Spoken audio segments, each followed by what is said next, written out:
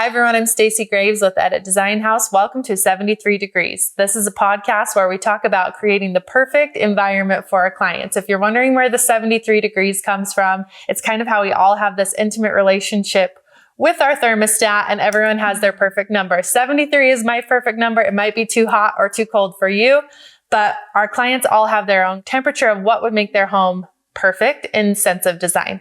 This is Emily Cooper. She works with me at Edit Design House. She's the lead of our design team. And today we're going to be talking about our project at Canyon Bend and what we did to make it the perfect environment for our clients. So Emily, tell me a couple of things, like the very first thing that came to your mind when we said, hey, what did you have to do to create the perfect environment for the client? What were some of those things? Yeah. So when we initially met with this family, we had a challenge presented to us that was just to create an updated look for their main living space. So there were just a couple of small changes we made to increase the aesthetic look of the home, but overall it was just a lot of styling adjustments and some updated furniture throughout. One of the challenges that they presented was that they loved the color scheme of red, white, and blue, which is not a typical color scheme that we work in, but it was really fun to play around with the different tones of those colors. So throughout the home, you'll see touches of reds and blues and how those all kind of like mesh together without feeling a little too bold. Yeah, I was surprised when you mentioned that because being in the space, there is red, there is blue, but it's not like in a kitschy way. Like they're so subtly integrated. The red goes almost all the way to kind of brown, right? And then all the way over to kind of pink. And then there's tons of blue tones. So it's not like straight Americana. We're seeing like light blues and some little details. Tell me about, there's a wallpaper that I love in their breakfast nook. It's kind of like a soft white and blue, but talk to me about like how that one came to be and... There's a couple of wallpapers in this home that are so stunning, and we really worked to find the perfect wallpapers for this home. There were probably 50 options that we went through with the client, ordered so many samples, and ultimately we just loved the way that this breakfast nook wallpaper has a very traditional appeal to it, but it's a small enough repeat that it doesn't feel like a mural. It just plays really well with all of the other tones of the blues in the house. It's just a very cute, feminine pattern, but it also just feels really sophisticated and traditional. I love it. Yeah, it's such a cool space. Tell me about a couple of the things too. So budget is always a concern for our clients. And one of our goals is always to get kind of like as much bang for buck as possible. So we do like to use nice elevated pieces, but at the same time, often we have a whole level or a whole home that we're doing and we want to be able to stretch the budget as far as possible. Tell me about a couple of ways that you stretch the budget. Yeah. So one really interesting thing about this couple is that they are huge travelers. They've been all over the world. They've gone to extended stays in Africa and Israel and places like that. So we incorporated a lot of their accessories and artwork that they've curated throughout their travels.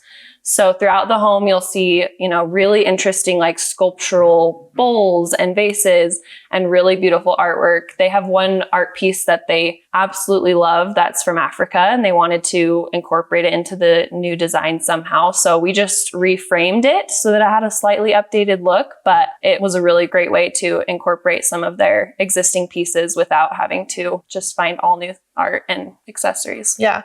I think too, one of the questions we get from clients a lot is like, I love your aesthetic, but I want my house to feel like me. So that being included, I have all these mementos. I have these beautiful things that I've gathered and curated over time.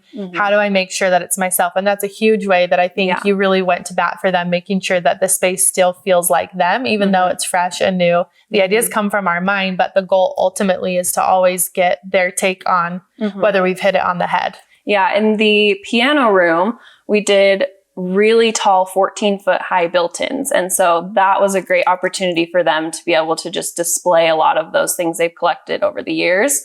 And that room originally was just a spare dining room that they really never used. So it became this kind of wasted space to all this additional square footage now where they can take people and say, look at all the places we've been, look at all the things we've gathered. And it's just a really fun space to be now. It's such a cool little room. And again, it's blue, but it's a really like deep rich, kind of cozy feel of the blue. So even though the ceilings are super tall, it feels like a really intimate, cozy room. It's a perfect place to read a book or play the piano. The piano actually is tucked right into the bookshelf. And I think a lot of times when we're doing a piano room for somebody, they're thinking, oh, well, I'm going to have to go buy a baby grand piano or a full grand piano. And that's thousands and thousands of dollars, especially depending on the caliber of the piece. But they had just a really great piece that they already owned. And the contrast of that in the blue is really beautiful. It's so the blue just does a good job celebrating that original piece. So that's a really cool one. So, okay, tell me a couple of other things. When it comes to bang for buck, these guys had a really great kitchen. The layout is really dynamic. It works for them. So instead of totally demoing the whole kitchen, you did just a couple of easy things. Tell us about the things that you did in the kitchen to help make it the perfect space for them, because functionally it's already the perfect space. But they also wanted it to look updated and new. So how do we use the combination of things to make it perfect? Yeah. So their cabinetry was all in really great shape. It was very nice for their needs. And so we didn't want to rip all of that out. That just seemed a little bit wasteful. So we kept all of the existing cabinetry on the perimeter just as it was. We replaced the backsplash and countertops to just immediately give it a nice refreshed look. And then we also replaced all of the knobs and handles. And then on the island, it was kind of this beadboard wrapped, rustic looking, creamy white color. And so we knew we wanted to bring that into a new century kind of. So we just refreshed the trim work around the island and then gave it a nice coat of paint. It's a really beautiful blue color that pairs really nicely with the wallpaper in the breakfast nook. And then again, just a fresh countertop and a really beautiful bridge faucet on the top of the island as well. Yeah, did such a great job. New pendant lights, right? Yeah. I think lighting is one of those things that can make an instant update in a lot of spaces. So throughout, tell us about some of the light fixtures, some of the different goals and aesthetic that we were trying to meet when it came to making the space perfect for them. Yeah. So throughout the home, we replaced most of the light fixtures with just like a bronze colored light fixture. I think it's a really timeless finish that is going to mesh well with all types of furniture. And so that's what we did throughout most of the spaces. And then in our fun, cozy little piano room, we decided to go with a pop of gold in there just to really stand out against that blue paint color.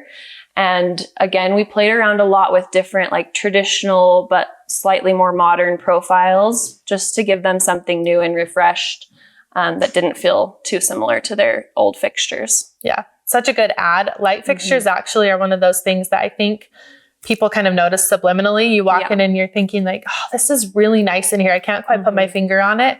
And just updating that layer only. If you had, just one thing, of course, furniture, paint, artwork is going to make a big difference, a rug, but light fixtures are going to totally change like the bones of the house without having to do a whole ton of construction. And then two last pieces. So the great room that we're sitting in right now, there are a couple of architectural details that needed to be updated. So shy of tearing out things like a fireplace or structural beams, what are a couple of the things that you did in this room? Yeah. So with the fireplace, it used to be this really dated looking brick, but we just went ahead and skinned over the top of that and did a really lovely Roman clay. It just feels a lot less imposing in this space, which is nice. One really interesting thing in this space was that there already was an architectural beam sort of off-centered in the room. But because this room is so tall, I think the ceilings are about 16 feet, we wanted to make it feel a little less tunnel-like. And so we repeated that beam 2 more times to center it in the room and then skinned it with a really beautiful wood tone so that now the ceiling feels like a feature rather than just a lost space. Okay, so final note.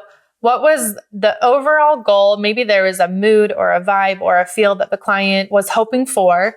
And what's kind of like that lens that you go through as you're going in and saying, I want to make this the perfect temperature, the perfect environment for my client. Do you feel like you nailed it? Did they love it? Tell us kind of like that final experience, end of the day. If they were in the room, what would they say? I think overall, the goal for the space was to create somewhere that they could gather their whole family.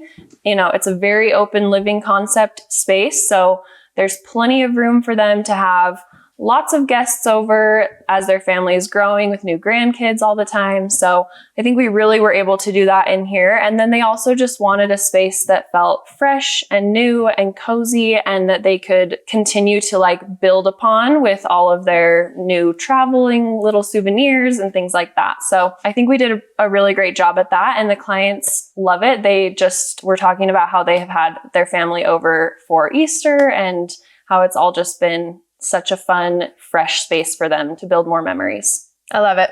Definitely the perfect canvas for them to continue to elevate and grow. It's their own. It's not like it's ours and they're trying to keep it a certain way. They have the ability to massage the details and make it continue to be their own. So I can't wait for you guys to see the rest of it. If you want to see all of the details of this space, go ahead and find it on our home tour. It's going to be on a separate episode. We're excited for you to see all the details. And in the meantime, thank you for joining us for 73 Degrees. Like, subscribe, follow us, and we can't wait to hear more from you. Take it easy.